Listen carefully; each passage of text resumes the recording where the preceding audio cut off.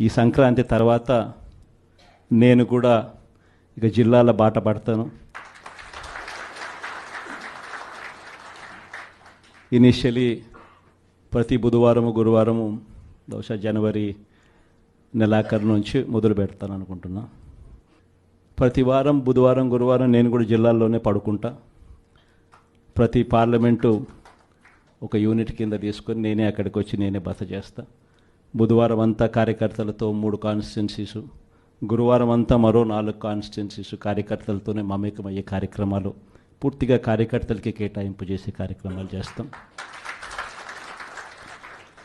So అక్కడే ఉంటూ కార్యకర్తలతో మమేకమవుతూ కార్యకర్తలతో తోడుగా ఉండే కార్యక్రమం, కార్యకర్తలకు దగ్గరయ్యే కార్యక్రమం కూడా చేస్తాం.